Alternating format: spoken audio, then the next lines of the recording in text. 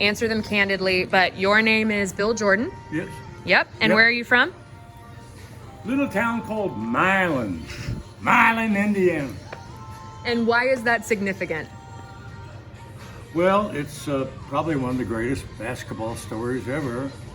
The books written about it, and we were the state champs of Indiana in 1954. And we were from a small little town, which only people in Indiana know about. And the movie Hoosiers was based on our ball team. And it's been a well that never stops giving. I mean, we've got guys that are still alive. We're 83 and 84 years old. Some guys are still back there signing autographs, autographing basketballs, and there's a wonderful museum in Milan, which is really pretty spectacular. I mean, the townsfolk there have just kept it alive, and the old water tower is still there. Milan champs, 1954. I mean, it's hard to believe, but it's really quite something for basketball. And I'm lucky to have survived a career in show business as an actor. Done a lot of movies, a lot of television, and I was an Air Force officer. Proud to be there. And now I'm 83 and trying to figure out what to do with the rest of my life.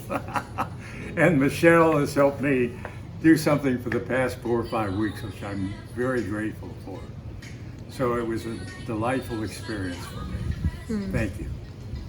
My privilege. How much, just thinking out of your career and where it's led you to today, would you have ever expected that? Just thinking of, growing up in Milan, Indiana. No, but there's an interesting sidelight that I was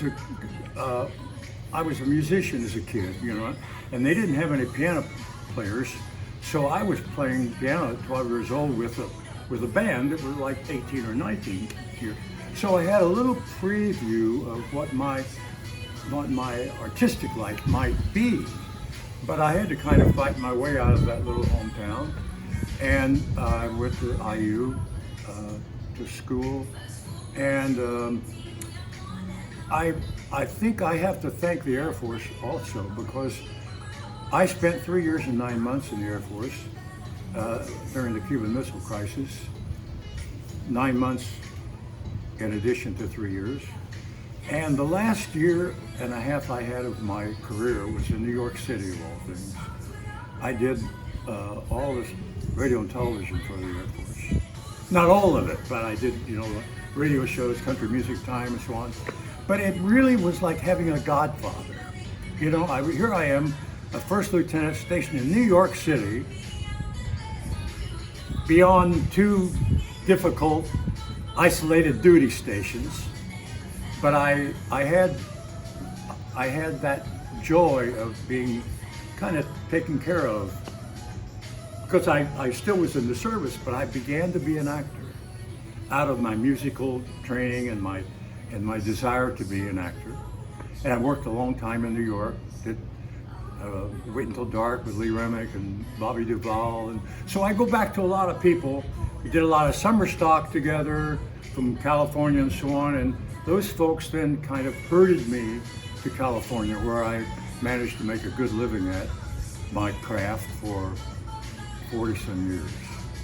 So I'm grateful to be alive, and I'm grateful to the Air Force too. So you just spent 6 weeks with us doing PGA HOPE. Why should another veteran join PGA HOPE? Just as those people got you into your career, how can you pass along PGA HOPE to another veteran? Well, or why should someone else join? I've kind of reached out to. I didn't